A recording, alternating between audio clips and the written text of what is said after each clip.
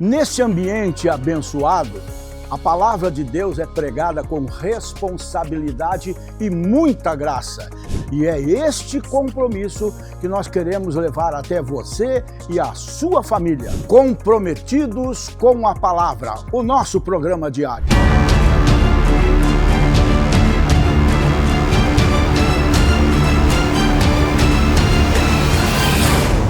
Porque na presença de Jesus, irmão, até tristeza tem que saltar de alegria, irmão.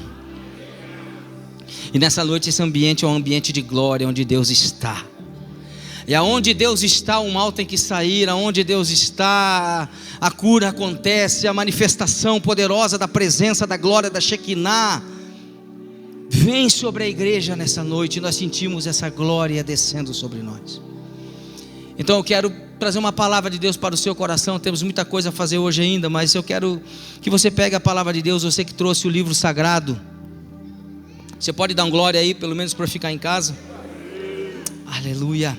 Abra comigo no livro do Êxodo, o livro da partida, o livro da saída, capítulo de número 2. Lá no começo da Bíblia.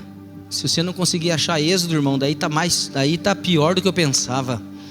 Que uma coisa é a gente falar assim, acha a Bíblia, abra a Bíblia em Abacuque, Sofonias, Ageu, daí dá BO, dá parafuso. A pessoa fala assim, tem Sofonias na Bíblia? Tem. Agora, Êxodo é o segundo livro da Bíblia, capítulo de número 2, você que trouxe a Bíblia, diga amém. E foi um homem da casa de Levi, casou-se com uma filha de Levi, e a mulher concebeu. Fala comigo, concebeu.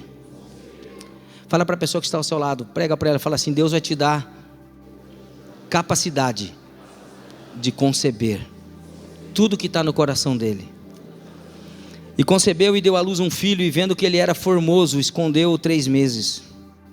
Não podendo, porém, mais escondê-lo, tomou uma arca de juncos e a revestiu com barro e betume, e pondo nela o menino, pôs os juncos à margem do rio.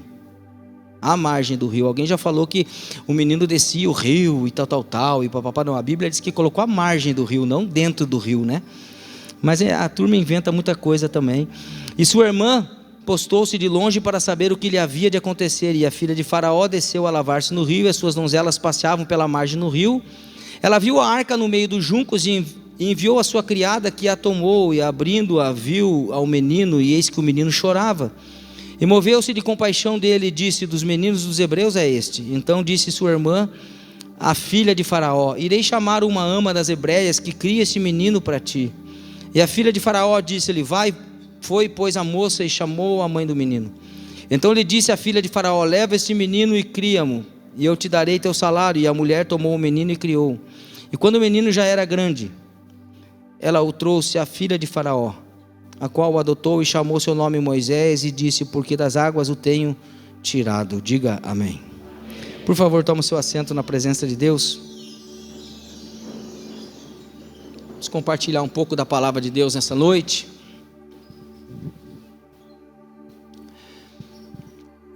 Existe uma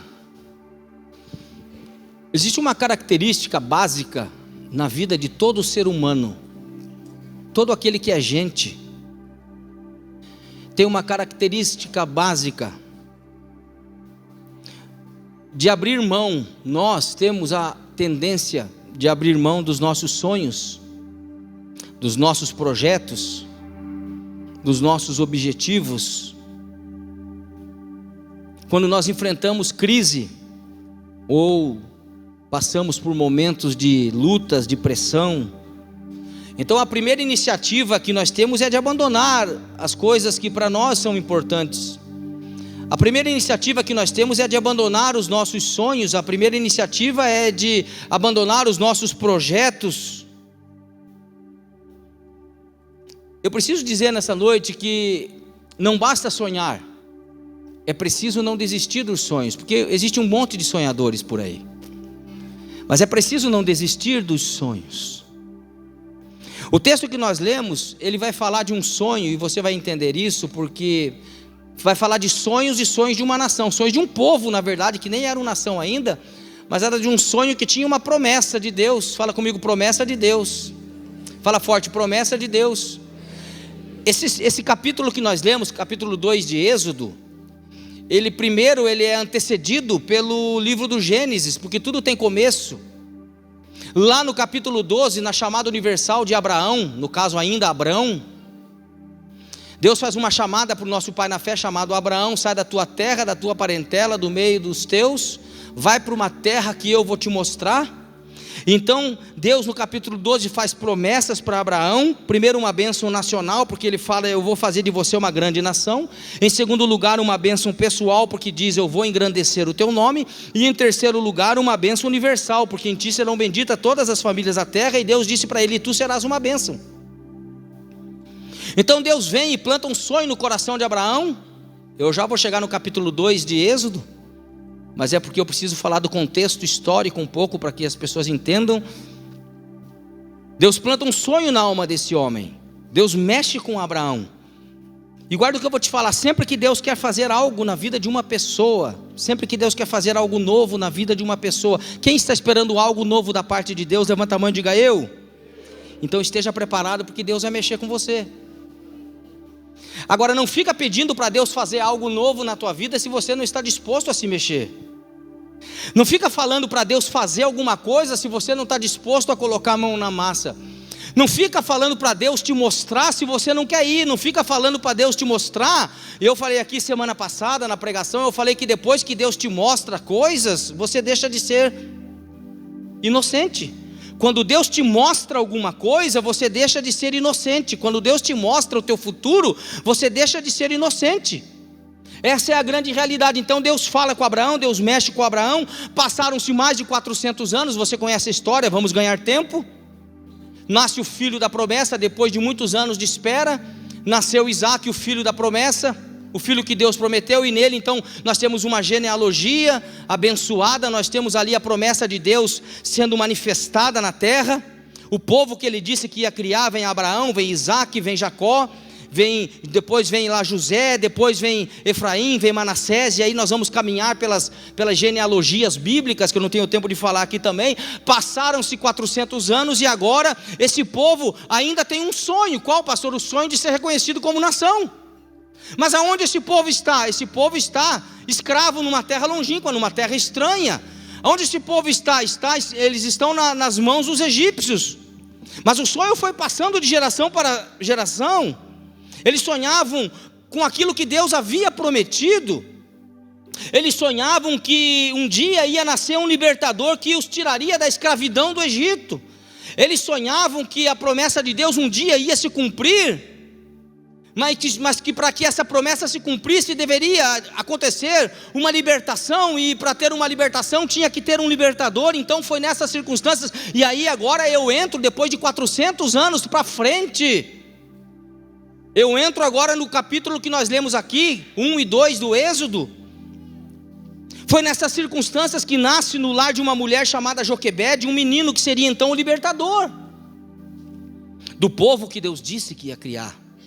Porque Deus, quando Ele fala, Ele cumpre. Quando Deus abre a sua boca para falar com o seu povo, Ele cumpre. Por isso você pode estar certo, meu irmão, se Deus te prometeu algo, não interessa quando, não interessa como, é inevitável, vai acontecer. Então nessas circunstâncias nasce agora no útero de Joquebede um menino chamado Moisés, para ser o libertador do povo que ele disse que ia criar. E Faraó, então agora, olha o contexto histórico, Faraó está matando todos os recém-nascidos do sexo masculino. Havia um decreto de morte para que os hebreus não prosperassem, para que os hebreus não crescessem. Havia um medo da parte de Faraó. Deixa eu falar uma coisa para algumas pessoas aqui: a palavra de Deus que está sobre a tua vida, ela não só te protege, diga glória a Deus, mas ela enfurece Satanás. A palavra de Deus sobre a vida daquela criança, e Satanás, eu penso que Satanás até se enganou, e eu não vou entrar no mérito da questão teológica agora. Eu penso que Satanás pensou que Moisés seria o libertador. Eu penso que Satanás até pensou que Moisés seria o próprio Cristo. Então ele faz aquele decreto, ele baixa aquele decreto para poder matar aquela criança, para que não existisse um libertador, para que o povo de Deus não crescesse, mas a Bíblia vai dizer que por quanto mais, olha que coisa interessante, quanto mais o povo de Deus era oprimido, quanto mais o povo de Deus sofria, mais eles cresciam e mais eles prosperavam. Eu quero profetizar sobre a tua vida que quanto mais você sofre, Deus está trabalhando na tua vida. Quanto mais você sofre, mais você vai crescer.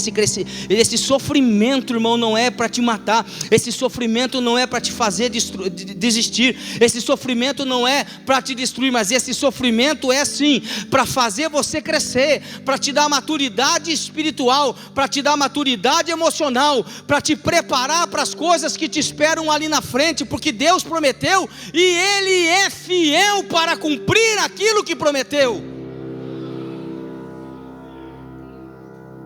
E Ele vai cumprir. Diga para a pessoa que está ao seu lado: fique tranquilo, Ele vai cumprir na sua vida. Então Faraó está matando todas as crianças que nasciam do sexo masculino, mas a mãe de Moisés, o que ela faz? A mãe de Moisés resolve preservar uma criança. Veja que essa mulher decidiu sonhar. O que é sonho? Sonho é um desejo forte, é uma aspiração. Sonho é uma vontade. Quem tem sonhos, levante a mão. Todos nós temos. Sonhar faz bem, diga glória a Deus. O que é sonho? Uma sequência natural de fenômenos psíquicos que ocorrem involuntariamente no período do sono à noite, através de ideias, fatos, imagens e visões. Isso é sonho. Sonho também é aquela coisa gostosa que eu já falei aqui, com uma abertura em cima, feito de leite, farinha, ovos, com uma abertura em cima que você coloca coisas gostosas dentro, como goiaba ao sonho, freguesia, coisa boa, nesse friozinho com café, irmão. Acho que eu tenho certeza que lá no céu vai ter café e vai ter sonho de goiaba, fritinho na hora, irmão. Entendeu? E aí ele sonha. A Bíblia vai dizer que ela sonha. E ela resolve preservar esse sonho. E ela decidiu sonhar. Quando, pastor? Num dos piores momentos. Ela resolveu sonhar. Ela decidiu continuar sonhando num dos piores momentos. E talvez o pior dos momentos na história do povo hebreu. Essa mulher resolve não abrir mão do seu sonho. Diga para a pessoa que está ao seu lado: você não pode desistir de sonhar. Quem está comigo aqui diz amém. Porque afinal de contas, olhe para mim, redobre sua atenção. Quem aqui seria louco? Ou as irmãs que estão aqui, qual das irmãs seriam doida? De engravidar quando já havia um decreto de morte sobre uma criança recém-nascida. Joquebede queria um filho. Deus queria um libertador. Vou repetir. Joquebede queria um filho. Deus queria um libertador. E sempre, guarda o que eu vou te falar, sempre que você alinhar o teu sonho com o sonho de Deus, esteja certo, vai acontecer. Então o que eu preciso, pastor? Eu preciso saber se aquilo que eu sonho, se aquilo que eu quero, se aquilo que eu projeto está de acordo com a vontade de Deus. Porque se estiver de acordo com a vontade de Deus, irmão, vai acontecer. Se for para a glória de Deus, vai acontecer. Moisés era o sonho da mãe, mas também era o sonho de Deus. Sabe, quem sabe você, irmã que está aqui, hoje é o dia das mães. Quem sabe você, mulher, ou até mesmo homem, você que está aqui também, quem sabe o mundo aí fora, a ditadura de Faraó lá fora, os reveses da vida e as muitas crises que você já passou e tem passado e está passando nesse momento da sua vida, estão te mandando recados para a sua mente, para o seu espírito, para o seu subconsciente, para a sua alma, de que não é hora de engravidar agora, de que não é hora de sonhar. Chega de sonhar. Você não está vendo a crise no país? Você não está vendo o que está acontecendo nas nações? Não é hora de planejar, não é hora de projetar. Põe os pezinhos no chão, porque se nascer, logo em seguida vai morrer, porque tem um decreto de morte de Faraó. Se nascer, não vai ficar vivo por muito tempo. Esse sonho vai se tornar um pesadelo na tua vida. Mas veja, irmão, na Bíblia, que foram nos momentos mais difíceis, foram nos momentos mais improváveis, foram nos momentos de impossibilidades, foram nos momentos de crises, foram nos momentos de angústias, de decepções, nos momentos de frustrações, que Jesus gosta de aparecer. É justamente no momento da perda que Jesus gosta de aparecer, é justamente no momento da decepção que Jesus gosta de aparecer. Sabe, queridos, e a Bíblia vai dizer, irmão, que Deus é pródigo em milagres dessa natureza. Deus é pródigo em fazer milagres. Veja que Ele muda a história de uma mulher, Ele muda a história de uma viúva que estava na miséria, no capítulo 2, verso 4, 1 a 7 do livro de 2 Reis. A Bíblia vai dizer que essa mulher já perde o marido, já fica viúva. E além agora de perder o marido, para uma sociedade daquela, para uma época daquela, ela perdeu o provedor. E agora os credores vêm a querer levar o filho daquela mulher para pagamento de uma dívida, e ela vai até o profeta Eliseu, que tipifica, representa, emblematiza, simboliza Deus na escritura, o profeta Eliseu. E ela chega para o profeta e fala: a turma está querendo levar meus filhos, meu marido era teu servo, morreu, e eu não tenho nada em casa, e eles querem levar meus filhos, eu estou viúva e agora querem levar meus 2 únicos filhos. Então o profeta fala para ela: declara-me, mulher, o que tu tens em casa. Ela fala: tua serva não tem nada em casa, senão uma botija de azeite. Então o que Deus faz na vida daquela mulher, irmão? É poderoso. Deus transforma aquela mulher do anonimato, Deus tira aquela mulher da crise, Deus tira aquela mulher da miséria, Deus tira aquela mulher da perda, Deus tira aquela mulher da dor e transforma ela numa empresária de óleo, transforma ela numa empresária de azeite. Deus manifesta um poder sobrenatural na vida daquela mulher, e é isso que Deus faz na vida das pessoas. Ele tem poder de transformar vidas. Eu não sei por qual situação aflitiva você está passando aqui nessa noite. Eu não sei se você está sendo abalado nas suas emoções. Quem sabe você está com fantasmas na sua alma, tatuagens na alma, fantasmas psicológicos na cabeça, cheio de noias, cheio de pensamentos. Quem sabe você está passando lutas no seu corpo físico. Há um decreto de morte da parte de um médico, diz para você que você vai morrer, que não tem muito tempo de vida, que essa doença vai te levar para o túmulo. Quem sabe há um decreto de palavras de maldição contra a tua vida. Quem sabe a crise está batendo na tua porta. Mas eu quero dizer para você, irmão, esteja atento, porque é justamente nessa hora que Jesus gosta de aparecer. E Ele está aqui nessa noite, trazendo essa palavra de vitória. Eu já não sei porque você não está batendo palma, eu já não sei porque você não está aplaudindo, eu já não sei porque você não está glorificando. Porque se Deus está falando é porque Ele tem livramento, se Deus está falando é porque Ele tem vitória para a tua vida, e você devia dar um glória. Ele mudou a história de uma mulher. Irmão, o meu Deus continua mudando histórias. Tem uma glória aqui, um aleluia. O meu Deus continua transformando histórias. O meu Deus continua transformando vidas. Ele tem poder para transformar a sua história. Ele mudou a história dessa viúva. Ele mudou a história de uma mulher chamada Ana. Se eu pudesse falar aqui, eu poderia emendar até meia-noite, 2 horas, até amanhã cedo, falando das mulheres na Bíblia. É interessante notar, eu estava percebendo aqui, que a Bíblia, quando faz menção às mulheres, via de regra, quando a Bíblia fala de mulheres, na sua grande maioria, não na sua maioria, não na sua totalidade, mas na grande maioria, porque toda unanimidade é burra. Então não na sua unanimidade, mas na sua grande maioria, sempre que a Bíblia fala de mulheres, nós podemos ver mulheres sofrendo, mulheres padecendo, mulheres frustradas, mulheres decepcionadas, mulheres angustiadas. Quem sabe nessa noite nós temos mulheres decepcionadas aqui. Quem sabe você, mamãe que está aqui, não recebeu nenhum abraço do seu filho. Quem sabe você não recebeu nenhum WhatsApp, nenhum telefonema. Quem sabe você não almoçou com seus filhos. Quem sabe você está vivendo sobre a ingratidão daqueles que você criou, daqueles que você deu a vida para dar a vida, e agora você, como paga, está recebendo a ingratidão. Eu vim dizer para você que Deus está vendo todas essas coisas. Quem sabe você está passando por um momento difícil na sua vida. Quem sabe você, mulher, está passando por um momento de crise. Crise no casamento, crise de dores, a crise dos hormônios. Quem sabe você está passando as crises, e muitas crises que as mulheres passam, os homens também passam, é bem verdade, mas as mulheres são muito mais sofridas, é bem verdade.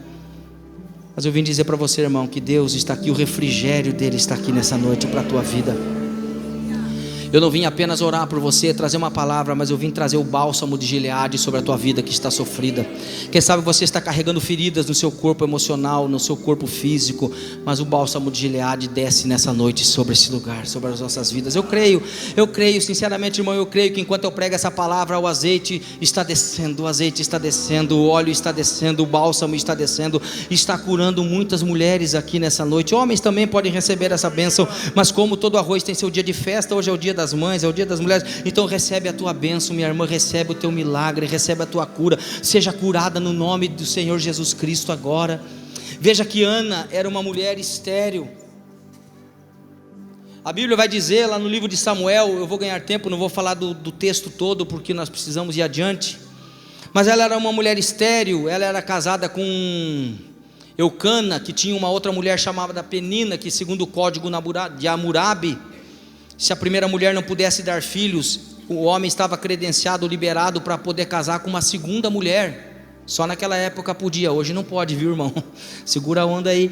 Então o que acontece? Ele casa, e aí agora Eucana tem Penina, que dá filhos de Pen, que tem Ana, que é uma mulher estéril. Mas a Bíblia vai dizer que essa mulher ia para a igreja, ela ia para o templo, ela era uma mulher de Deus, ela era uma mulher sábia. Sabe aquela mulher sábia da Bíblia? Sabe aquela mulher que a Bíblia fala, mulher sábia, mulher prudente, aquela mulher, quem a achará? Deus achou Ana. Ela foi à casa de Deus, e a Bíblia vai dizer que ela orava, e o sacerdote passa por ela, e então fala e conversa com ela, e ela queria um filho, e ela diz, a tua serva não está bêbada, a tua serva não está embriagada, eu só estou cheia de dores, cheia de problemas. E a Bíblia vai dizer que Deus, então, opera um grande milagre na vida daquela mulher, porque ela queria um filho. Veja que Joquebede queria um filho, Deus queria um libertador.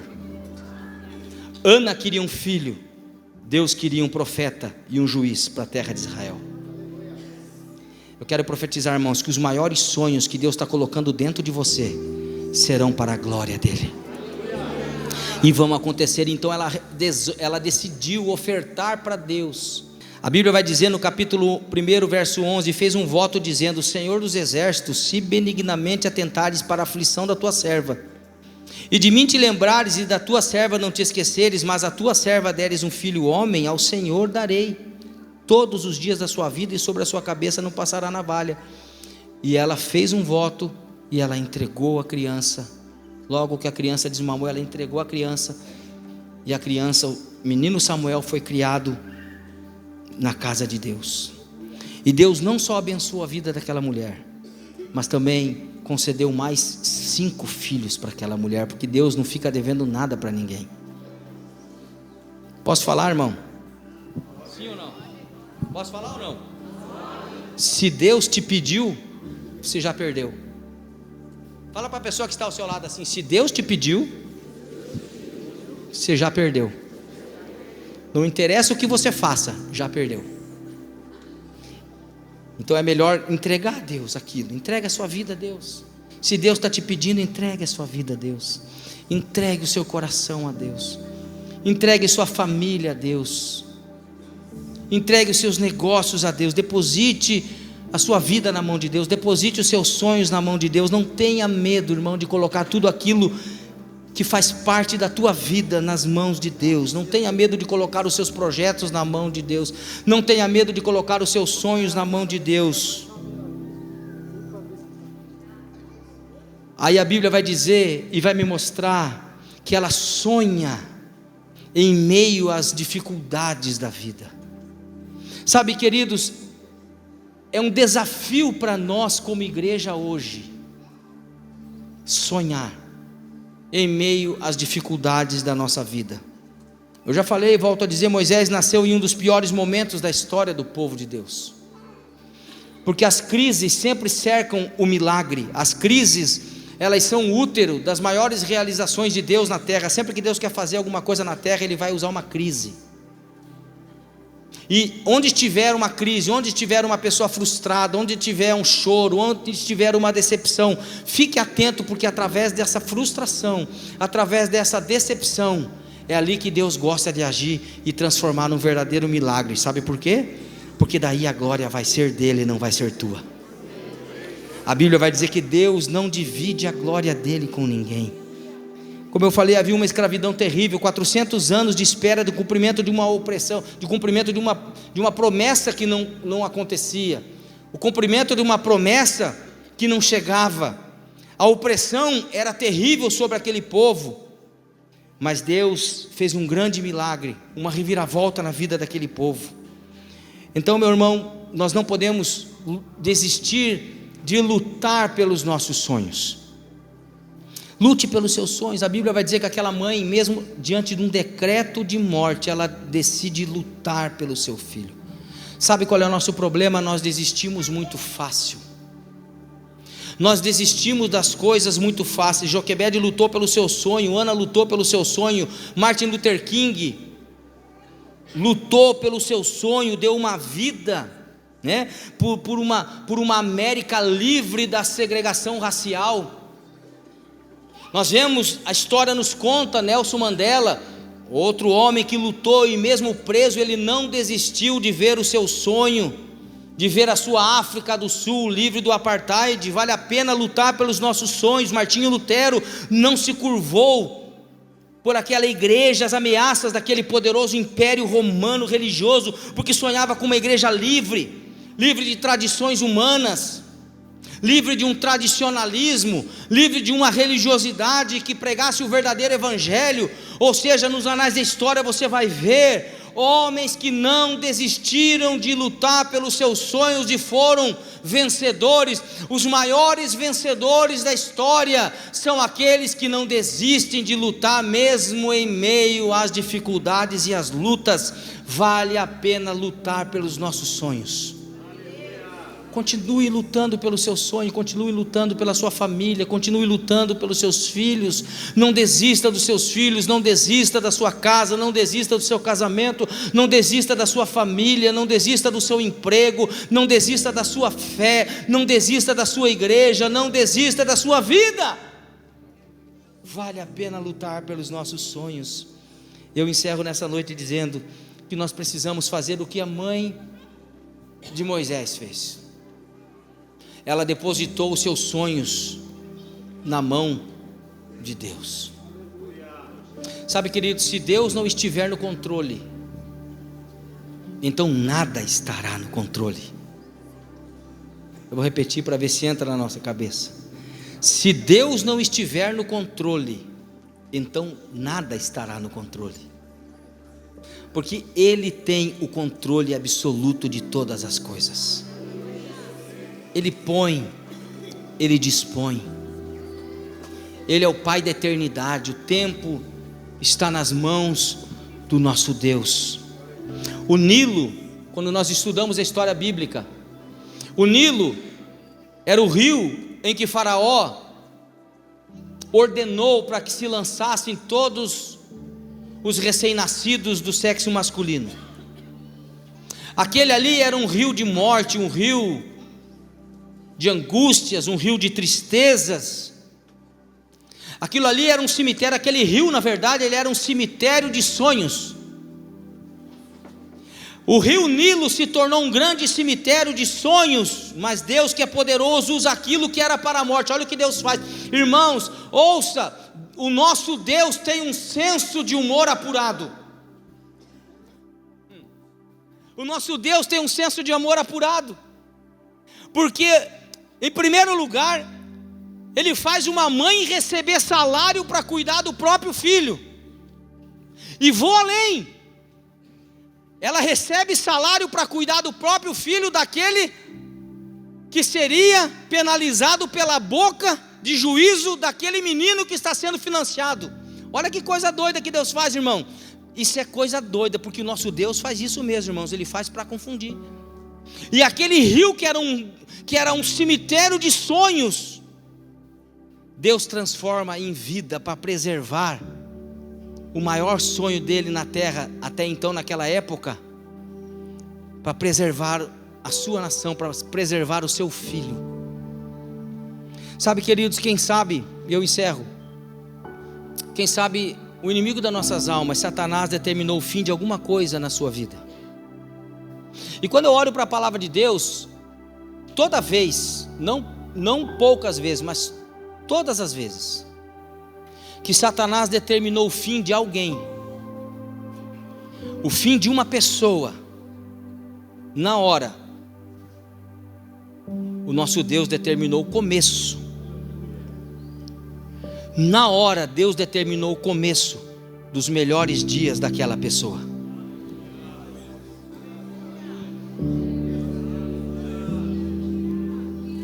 Quem sabe Satanás tem determinado o fim de muita coisa na tua vida. Eu quero profetizar, irmão. Levante a sua cabeça. Se prepara, porque está chegando. Já chegou, não é que está chegando, irmão. Se Satanás determinou o fim de alguma coisa na sua vida, já chegou a hora de você viver os melhores dias da vida na terra, os melhores milagres de Deus na terra. Há uma grande virada da parte de Deus na tua vida. Você vai viver.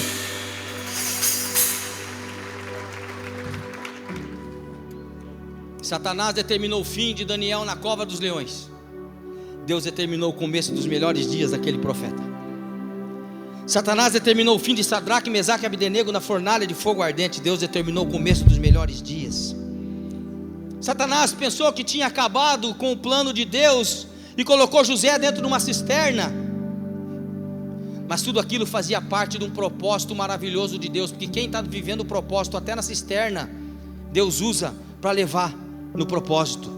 Até a prisão Deus usa para levar no propósito. Eu não sei em que fase da tua vida você está passando, irmão, mas creia que Deus está conduzindo você exatamente, irmão, para o lugar aonde Ele disse que você vai chegar. Satanás pensou que tinha acabado, porque a palavra de Deus, eu preguei esses dias aqui sobre o tema de quando os soldados romanos que prenderam Jesus e estavam ao lado de Jesus, Yeshua HaMashiach, na crucificação, quando eles viram o Filho de Deus bradar: está tudo consumado. Os soldados disseram assim uns aos outros: verdadeiramente este era o Filho de Deus. E quando ele fala este era, nos remete à ideia, me faz entender e te faz entender que se era não é mais, se era já foi, se era passou. Mas o que eles não entendiam é que aquele era é para ser agora. Irmão, deixa eu te falar uma coisa: o Satanás determinou o fim de Jesus na cruz, mas na verdade foi o começo da grande vitória. A cruz não foi o final, irmão, a cruz não foi o fim. Guarda isso, irmão, a cruz. As pessoas acham que tem um começo na sexta-feira da paixão, tem o começo na quinta-feira, aonde ali o traidor, ele dá um beijo em Jesus, e os soldados levam Jesus agora. E ali começa o martírio de Jesus, o espancamento de Jesus, o sofrimento de Jesus, a agonia de Jesus. Esse dia eu estava vendo uma mensagem do pastor Marco Feliciano sobre a cruz, que ele pregou nos Gideões. Meu Deus, que palavra! Descortinando para nós ali todo o sofrimento do Mestre, todo o sofrimento de Jesus, com lógica, inclusive, segundo a medicina. Ele falando ali dos capítulos do sofrimento de Jesus. Que coisa maravilhosa, irmãos! E Satanás pensou, assim como muita gente pensou, ali começa na quinta-feira, na sexta-feira, no sábado, no domingo da ressurreição, mas acabou na cruz. Não acaba na cruz, irmão. Para nós que cremos, alguém acredita em Jesus aqui? Tem uns 3 aí que acreditam. Alguém acredita em Jesus? Quem crê em Jesus aí? Quem crê em Jesus, dá um glória, irmão. Dá um glória, diga: eu sou livre. Não, está muito fraco para quem acredita. Até a criança gritou mais alto. Diga: eu sou livre. Sabe por que você é livre, irmão? Satanás pensou que ia te levar para o inferno. Satanás pensou que você ia morrer condenado. Não, mas a tua morte, na morte de Jesus, a morte de Jesus trouxe vida para você, trouxe vida para mim, e nos garantiu acesso ao trono de Deus. Porque Deus amou o mundo de tal maneira que deu seu Filho unigênito, para que todo aquele que nele crê não pereça, mas tenha vida eterna em Cristo Jesus. E o testemunho é esse: quem tem o Filho tem a vida eterna. Jesus disse: eu sou o caminho, a verdade e a vida, e ninguém vem ao Pai senão por mim. Celebra Jesus, fica em pé glorificando Jesus. Você acabou de participar de mais uma edição do seu programa Comprometidos com a Palavra. Querendo Deus, a gente volta. Agora, um grande abraço do pastor Rogério Amorim, um bom dia mesmo e viva Cristo!